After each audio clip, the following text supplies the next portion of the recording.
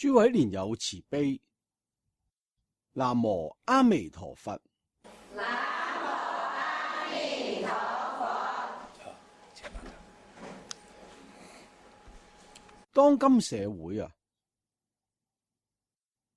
學佛嘅人好多，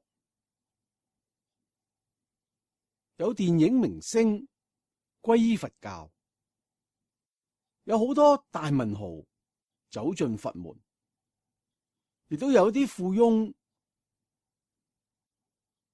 政壇嘅要人皈依佛法。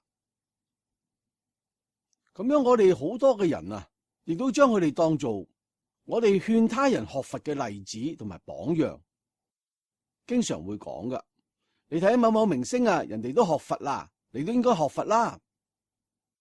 但係我哋有冇了解佢哋為乜嘢學佛呢？同時，我哋有冇了解一下我哋自己？我哋為乜嘢學佛呢？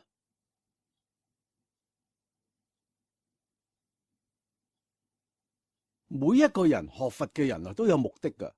就好似今日咧，我哋嚟到呢個澳門淨土宗念佛會，都有目的噶。唔可能話嚟到呢度係冇目的嘅，行錯路噶，走入嚟噶。咁樣人有冇啊？有冇啊？冇啊，肯定係都有目的嘅。有人話我冇目的噶，我喺屋企裏邊咧得閒無聊啊，我到呢度嚟噶啦，亦都要咁樣噶。其實你都有目的噶。點解咧？你屋企無聊啊嘛，喺呢度搵人傾偈嚟啊嘛，係咪啊？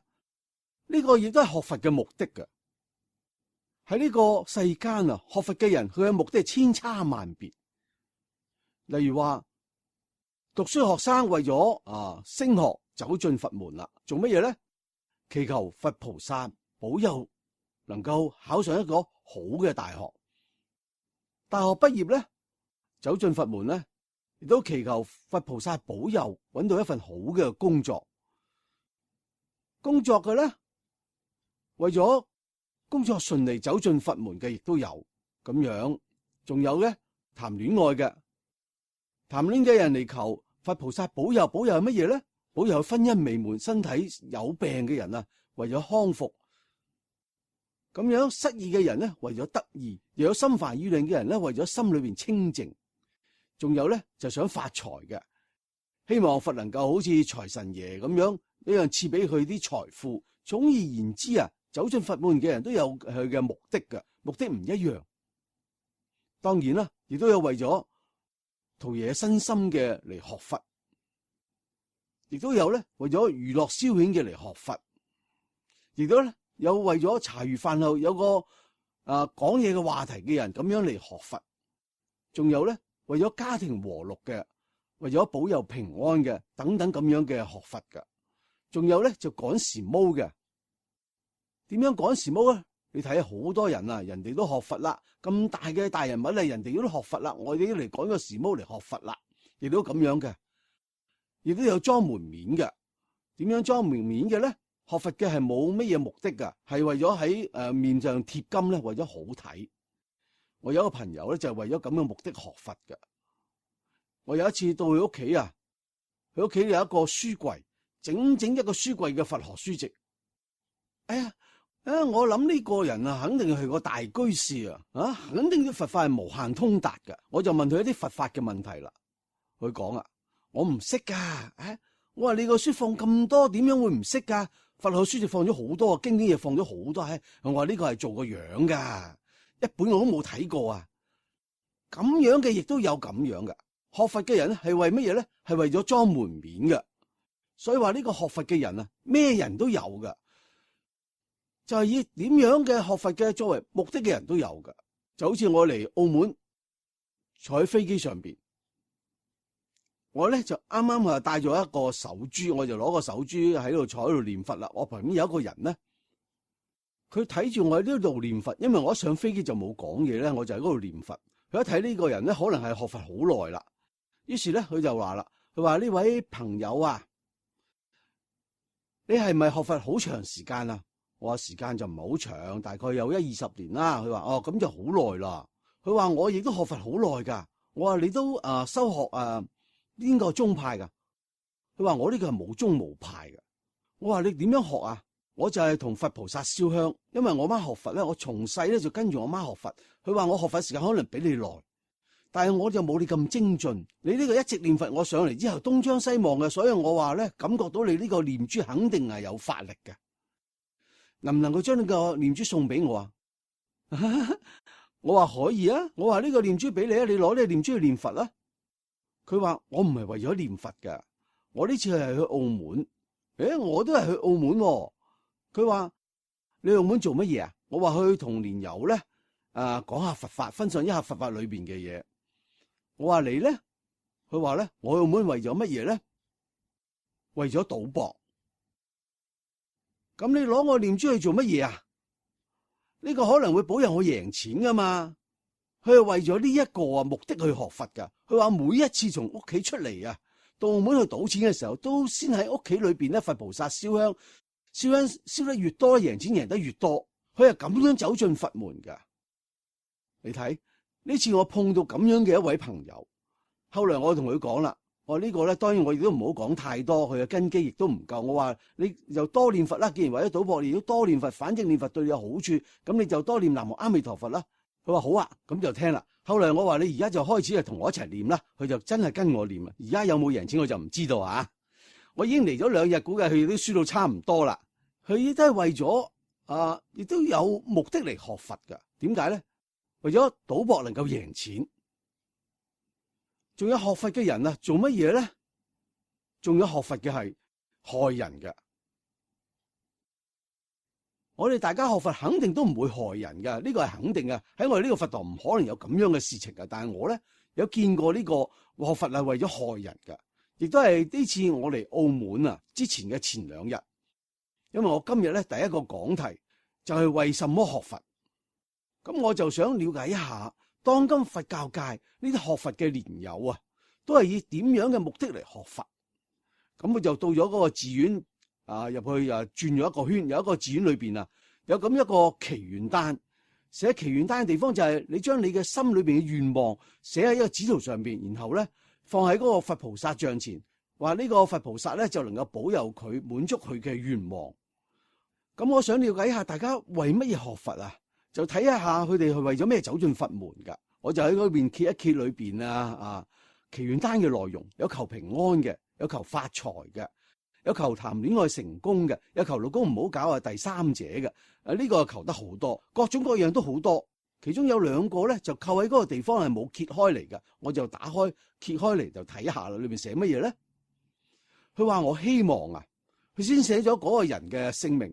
佢將嗰個人嘅姓名寫咗上去，然後地址寫得好詳細啊，某某市某某區，邊個市邊個區門牌號碼寫得好清楚嘅，咩姓名。然後下面祈願乜嘢咧？祈願佛菩薩能夠懲罰呢個人。佢喺裏邊寫呢個人衰到不得了噶，佢爭我幾十萬唔還俾我，希望佛菩薩懲罰佢，叫佢不得好死啊！你睇，為咗害人走入佛門嘅亦都有咁樣。我哋學佛為乜嘢咧？佢哋學佛嘅目的我哋唔理，我哋應該反觀自己，我哋點解走進佛門咧？我哋為乜嘢嚟到呢個念佛會咧？有咁一句話講：無事不登三寶殿。今日大家到呢度嚟咧，肯定係有目的嘅。呢個目的就係學佛。咁樣以咩目的作為學佛嘅根本目的咧？呢個目的如果唔明確嘅話，講真嘅係一件好危險嘅事情嚟噶。咁樣學佛總嘅目的大家都知道啦。總嘅目的係乜嘢咧？離苦得樂。學佛肯定係為咗遠離痛苦，得到快樂。呢個係總嘅目標。如果話呢個人學佛我就係為咗揾痛苦，我就係為咗揾衰運，我最好就係行路將腳扭親，我家裏邊最好就唔和睦。咁樣咧，為咗呢個目的學佛嘅肯定係冇嘅。如果有嘅話，呢個係神經變態嘅人嘅，呢個唔係學佛嘅人。咁樣學佛根本嘅目的就係為咗離開痛苦，得到快樂。同時咧，學佛亦都能夠離開痛苦，得到快樂。我哋學佛為咗離苦得樂，點樣先至能夠得到究竟圓滿徹底嘅幸福同埋安樂咧？要將呢個得到最大嘅安樂作為我哋學佛根本目的。呢個我哋走進佛門咧，就唔會百嚟一次啦。我哋學佛嘅人就好多啊！呢次嚟之前啊，我哋都歸納咗一下嗰種學佛嘅目的有幾種噶。大家等一陣咧，可以就揾到你嘅位置噶啦。你係為咗乜嘢嚟學佛嘅？呢度有幾種噶。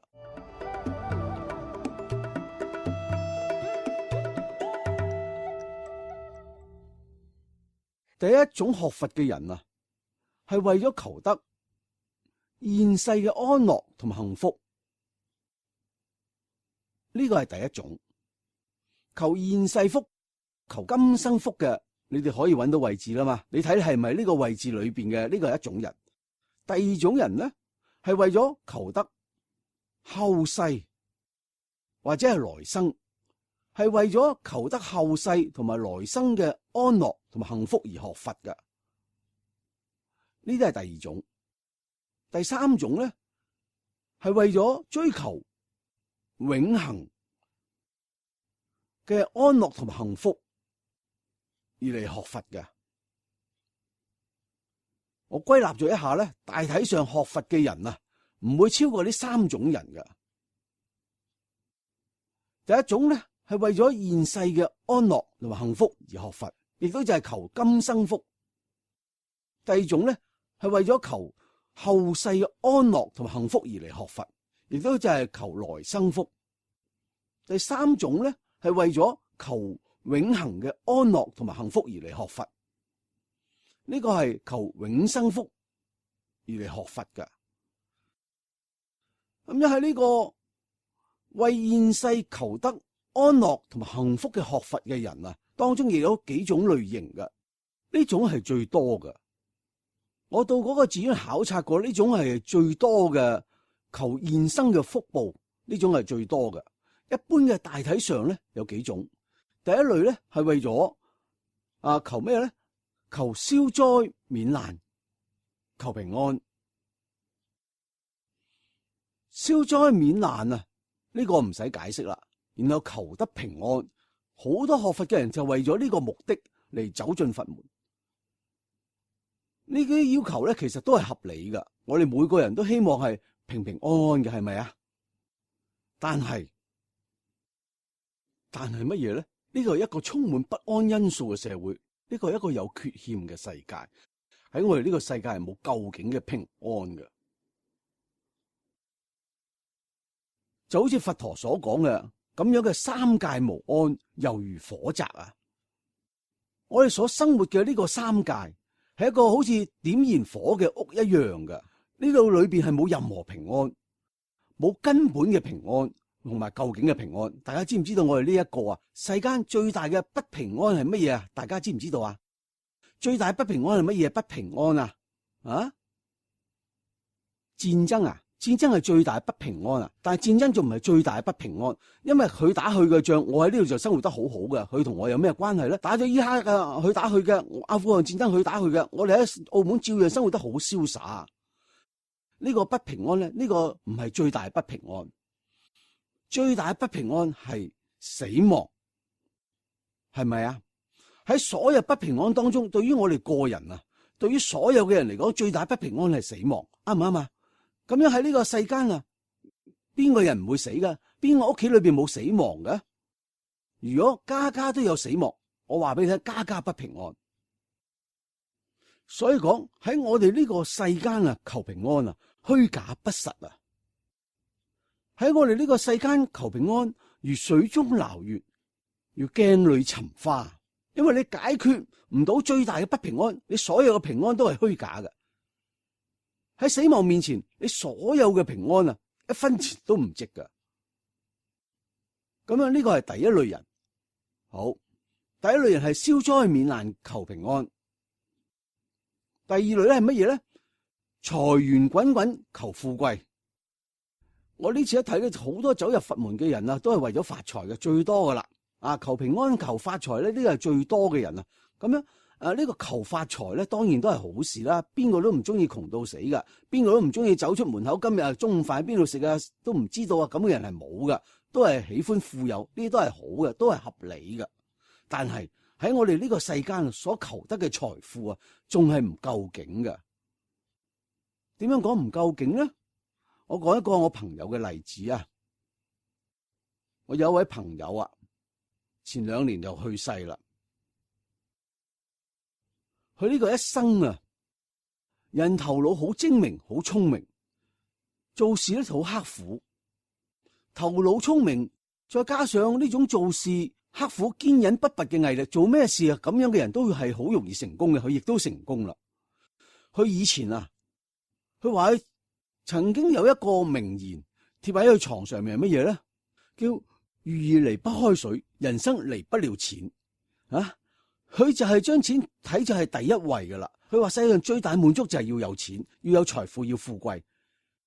咁經過咗大概20-30年嘅努力之後咧，後嚟真係富貴啦。車開得亦都係，因為我對車又唔係好識啊，反正係好名牌嘅車。住嘅係別墅，嗰個別墅仲未起好啊。佢去世嘅時候啊，別墅正喺度起噶，仲未裝修好啊。我去探佢嘅時候啊，佢已經就係講話就快離世啦。我去探佢咧，佢嘅時候，佢就同我講啦。佢話我呢一生啊，就係為咗財源滾滾，就係為咗求得富貴。我而家求到啦，求到以後咧，我亦都要走啦。我話咁樣亦都好啊，你滿足咗你嘅願望啦嘛。佢話我唔甘心啊。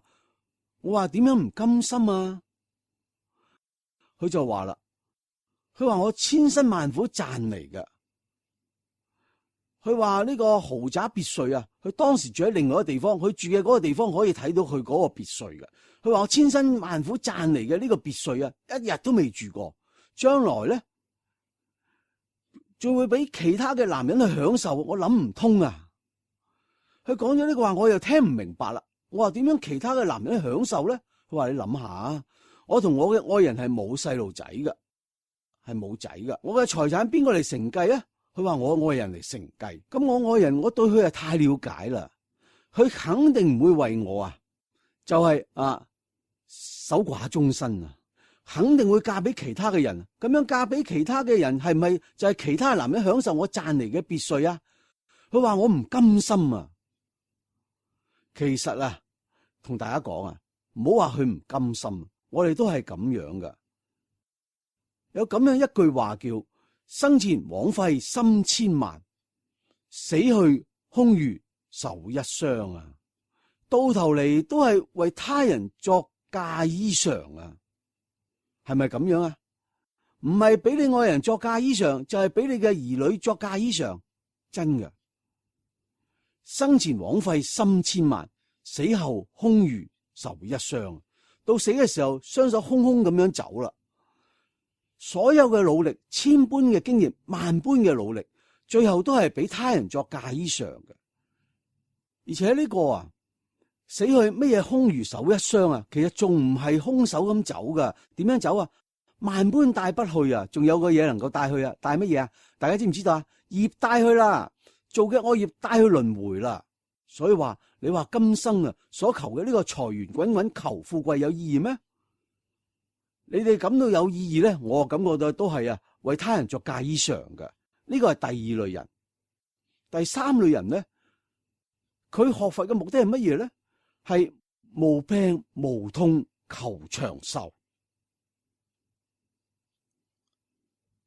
有病啦，追求身體健康呢個係肯定冇問題噶。病咧實在係大痛苦嘅一件事嚟噶。咁如果學佛嘅目的只係為咗身體健康，為求身體健康，而係冇其他目的嘅咧，呢個學佛可以講仲係唔夠究竟噶。點解咧？因為我哋呢個一生所謂嘅生病肯定都有佢嘅前因後果，肯定都有佢嘅原因。如果我哋對呢個人生嘅真相唔了解，即使身體生得再健康你都係未有真正咁樣解決你人生嘅問題。點解咧？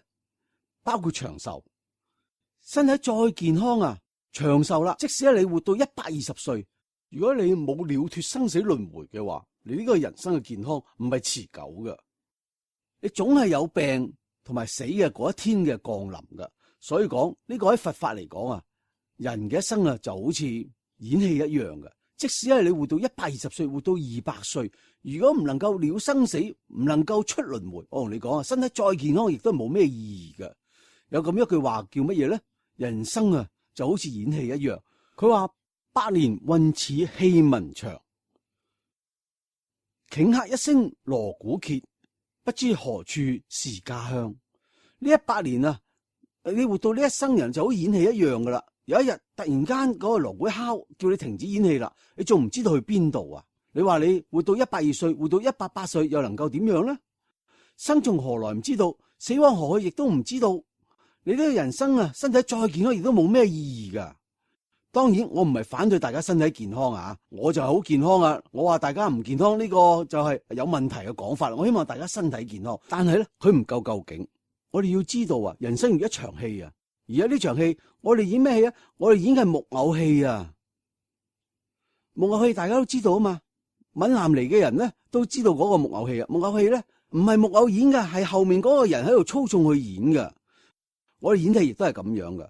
我呢一生嘅演戲啊，事實上係做男做女、做老婆、做丈夫，都唔係你自己想演嘅。係乜嘢咧？係有嗰樣嘢嚟控制你演嘅。呢個嘢係乜嘢啊？業力。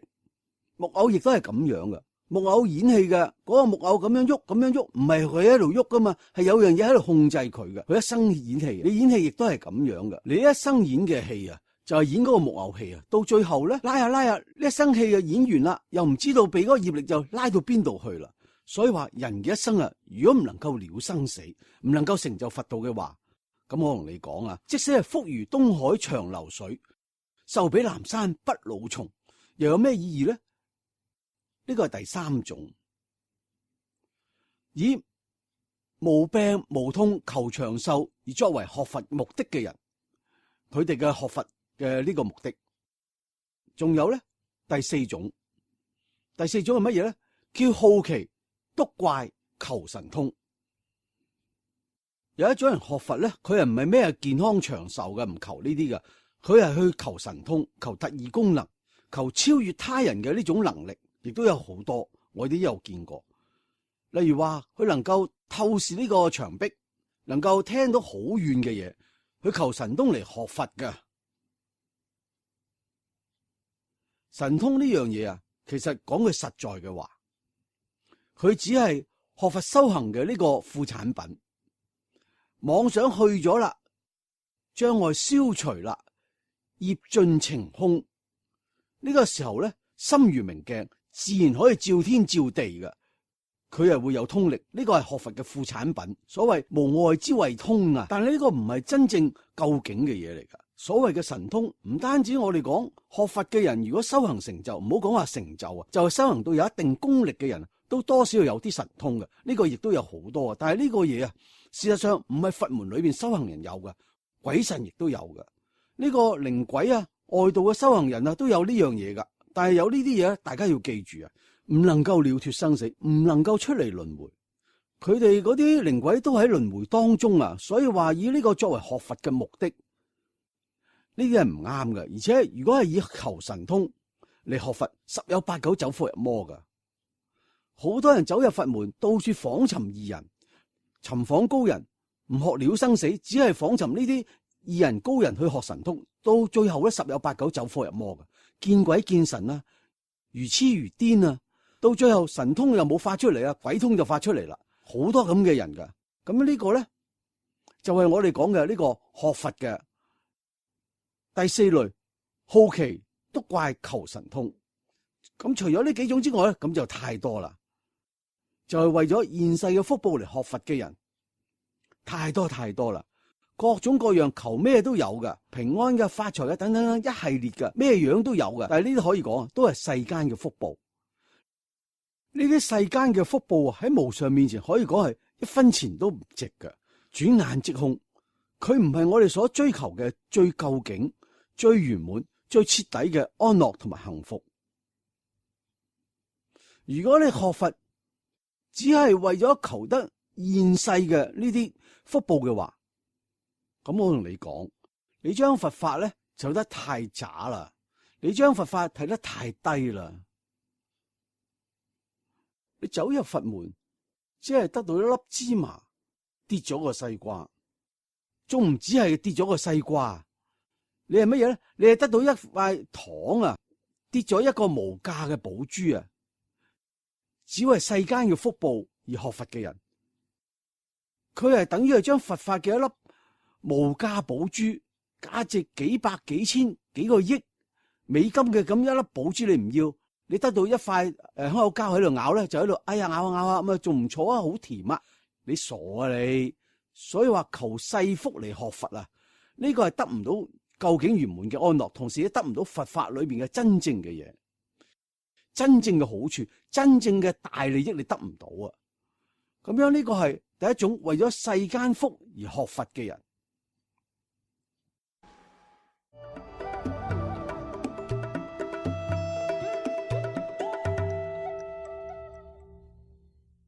第二種咧係為咗後世，或者係為咗來生嘅幸福同埋安樂而學佛嘅。佢嘅目的係為咗追求來生嘅幸福同埋安樂。呢種人啊，往往都係點樣嘅咧？佢係基於此生嘅人生經歷，對於呢一生產生咗極大嘅不滿，但係又冇辦法改變呢一生嘅現狀。例如話呢個人天生就係殘廢人、殘疾人，或者係講由於種種嘅意外造成咗殘疾。咁你想改變，你都冇辦法改變。你話我隻腳斷咗裝個假腳，你呢個假腳同真腳係冇辦法相比噶。你隻腳仲可以換啊，咁眼睛盲咗咧，你就冇辦法話我再裝個眼睛可以睇到呢個世界啊嘛。呢個廣州殘疾人亞運會啊，我哋睇到咁多殘疾人喺嗰度拼搏，呢種精神可以讚嘆，非常值得讚嘆。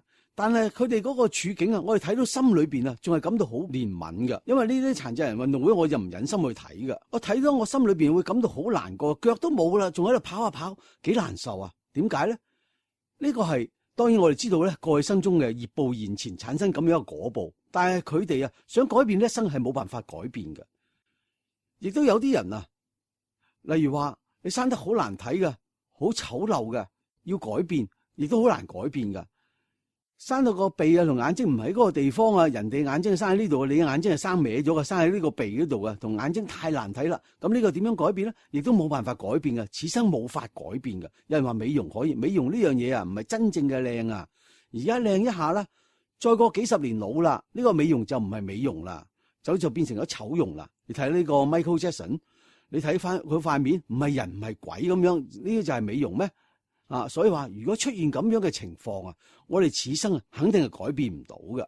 例如話生得太肥啊，生得太瘦啊，生得太高或者生得太矮啊，呢個係人天生就愚痴嘅傻瓜。咁傻瓜呢一生想改你就好難啦。你唔好話你練咗幾句阿彌陀佛，你一生就能夠變聰明啊，亦都冇呢一回事嘅。呢一生係冇辦法改變嘅處境啊。咁樣嘅人好多，希望求來世福。呢一生我哋係冇辦法改變嘅處境好多噶，例如話你貧窮，當然經過努力可以改變，但係有啲人就係貧窮一世都冇辦法改變噶。例如話有啲人家庭就不和睦，你點樣做個家庭都不和睦噶。例如話你事業係唔順利，呢個等等等等等呢啲不滿嘅現狀，你喺無力改變嘅情況之下，好多學佛嘅人點樣諗咧？去諗咁樣啦，我盡呢一生好咁樣修行，我得到好嘅來生。呢啲叫乜嘢咧？修好來世，然後享啲福，亦都有咁樣嘅學佛嘅人，為咗來生嚟修行，佢唔係為現世，因為佢現世改變唔到啦。對佢嚟講，佢咁樣咧就係咁嘅樣，冇辦法改變啦。咁樣嘅人啊，為咗修來生，希望來生能夠出生咧。就出生喺富貴人家，最好能夠生喺帝王人家。天生咧就身體健康，容貌美麗，生得好似比電影明星仲要好睇嘅。然後想食乜嘢就食乜嘢，想玩乜嘢就玩乜嘢，想做乜嘢就做乜嘢，追求來生嘅幸福。咁樣如果所求不如法，大家記住呢個係求唔到嘅。如果按照佛法如理如法咁去求，決定會得到。呢個唔係得唔到到決定會得到，但係咧會造成一種叫做乜嘢咧？叫三世緣。從世間嘅真相嚟睇，我哋知道，我哋嘅眾生啊，我哋人啊，生咗要死，死咗要生，並唔係我哋認為噶呢一生死咗啦，就一了百了啦。如果死咗一了百了咧，咁就唔係生命流轉嘅真相啦，而係呢一生結束啦，仲要投胎轉世，投胎到人道、天道、阿修羅道仲好，仲算係三善道，亦都係苦啦。上一次我哋唔係講咗輪迴之苦咩？咁樣如果投胎到三惡道，咁就更可怕啦。其實我哋在座嘅諸位亦都係從呢個六道輪迴裏邊嚟嘅。我哋喺畜生道啊、地獄道、餓鬼道都停留過嘅，只係呢一生你記唔住而已。做作咗好多嘅惡業，當然亦都種咗善根。唔係嘅話，你今日亦都冇辦法有呢個機會咧嚟聽聞佛法。但係啦，呢個人生如果唔能夠了脫生死，仲喺六道輪迴裏邊，呢個痛苦啊就太可怕啦。呢個痛苦啊，比所有嘅世間痛苦都要大，因為佢係未來係無有休止嘅，係冇終點嘅。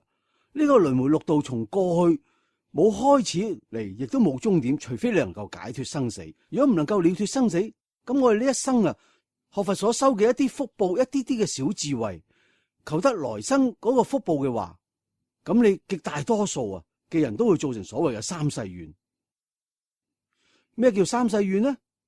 呢一生種福，呢一生求福，求福然後種福去修行，來生肯定有福報。來生得到咗福報之後咧，有福報就做惡業。大家要記住啊，福報越大，做嘅惡業越大，然後咧就感得再下一生嘅墮落，呢叫三世緣。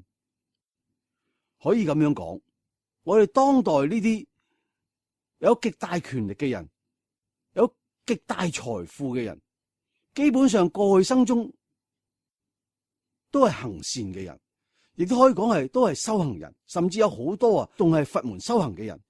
但係由於過去生中啊，只係為咗追求來生嘅福報，而係冇追求解脫，結果造成咗呢一生做大官享大福啦。當然亦有啲人啊喺福上求福，就能夠來生得到好嘅地方。但係大部分由於呢一生所做嘅惡業，來生都會墮落。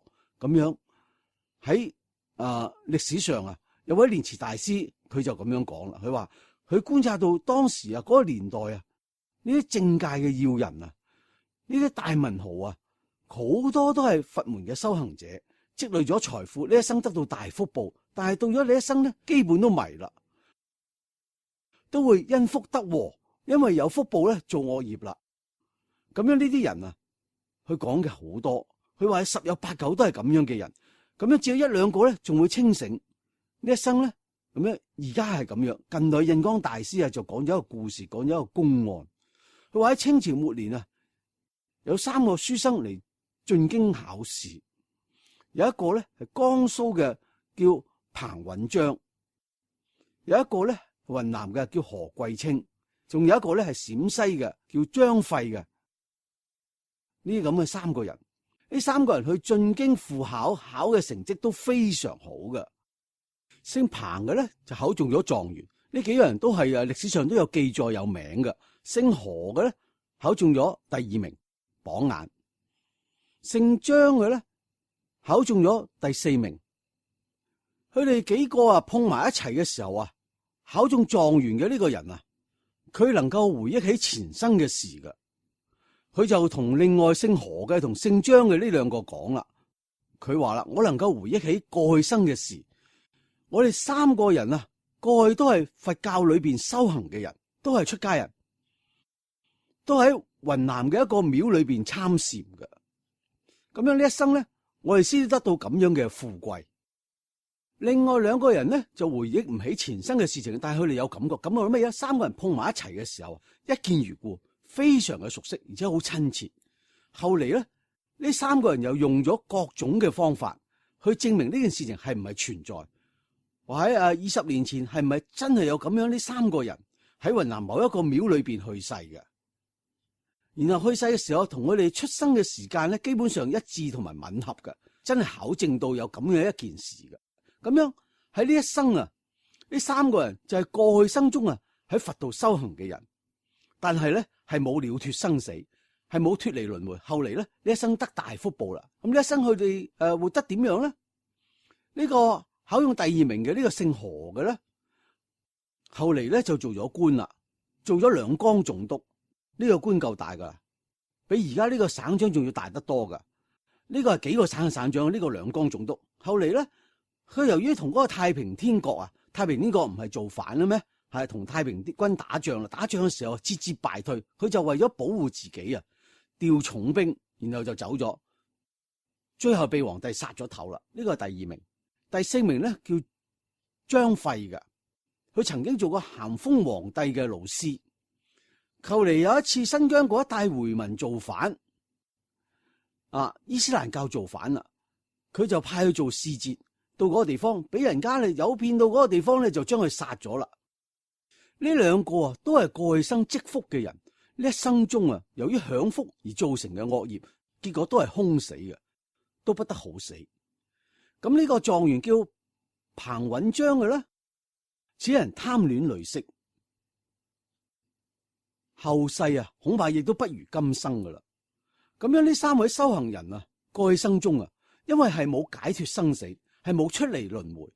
佢所積累嘅福報只係呢一生享受，但係呢一生基本上都係冇得到好嘅結果噶。咁樣可以諗到啊，來世肯定係嗰個結果啊，仲係比呢一生唔好噶。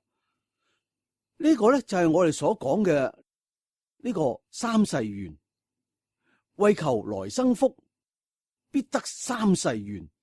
咁啊，肯定咧唔係3世就係4世、5世嘅緣啦。呢一生積福，來生享福，享福就做大業。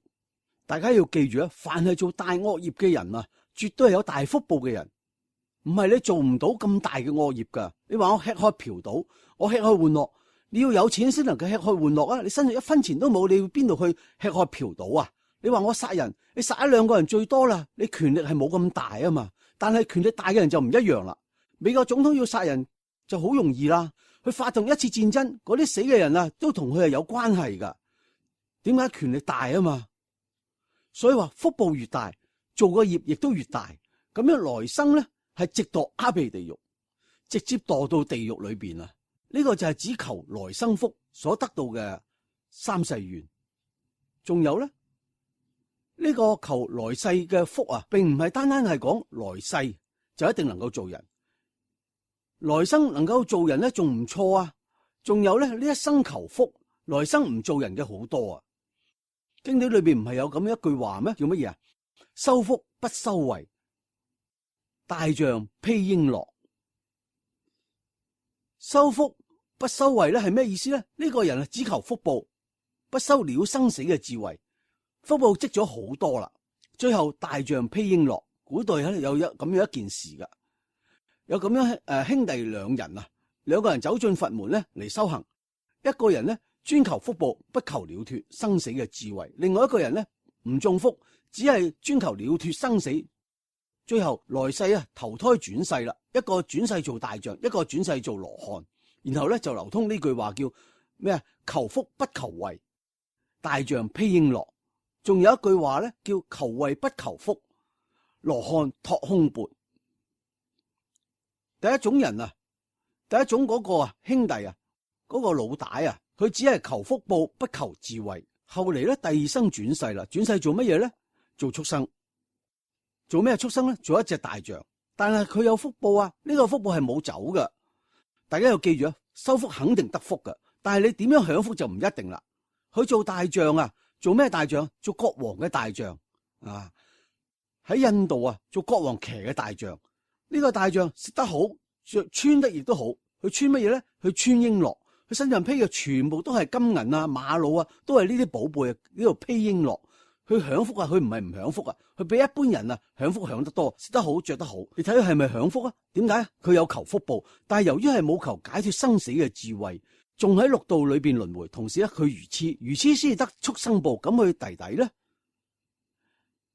係求慧不求福，最後羅漢托空缽，證得阿羅漢啦。但係因為係冇求福報，結果咧到人哋嗰度乞食嘅時候啊，冇人俾佢飯食。但係按我睇嚟啊，我甘願托空缽，我都唔去披瓔珞。點解咧？因為托空缽佢畢竟係了脫生死啊，餓死啦，佢都係進入涅槃啦，佢係羅漢啊嘛。你呢個披瓔珞啊，你係個畜生啊，永遠脫唔到生死噶，所以話甘願托空缽，唔好去披瓔珞。披瓔珞呢件好麻煩嘅事嚟噶。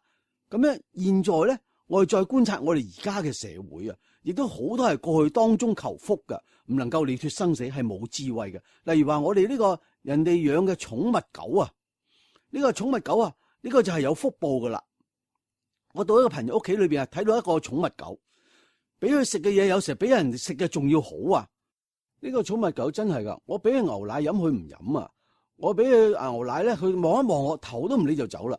牛奶都唔中意飲噶，我哋知道好多人想飲牛奶都唔一定能飲得到啊。後來我問佢主人，我話佢中意食乜嘢噶？我話要飲酸奶啊，佢要食咩蛋糕啊，咩點心啊，有時候仲要放啲咩維他命入去噶，仲要放啲乜嘢啊？嗰個安利裏面嘅多寶啊！呢個寵物狗啊，就係我哋所講嘅過去生中修福噶。佢唔單止食得好，天氣凍啦，仲有衫着噶，個衫仲着得好靚噶。人哋有咁樣一句話講，現代人講咩啊？係狗穿衣服人露肉啊！狗穿衣服人咧就係着得越嚟越少噶，佢有福報啊！喺美國，我喺報紙上面仲睇到有咁樣一件事，有一個人啊，美國咩事都有噶，呢個老人家就去世啦。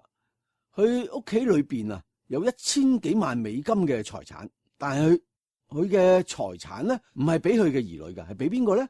俾佢養嗰隻狗，叫嗰隻狗嚟繼承佢1000萬美金嘅遺產，仲有咁嘅事噶。咁呢個狗點解會能夠承繼咁樣嘅遺產咧？過去生中啊，為求福報，不求了脫生死嘅人，所以講呢個求福啊，只求來生安樂同埋幸福啊。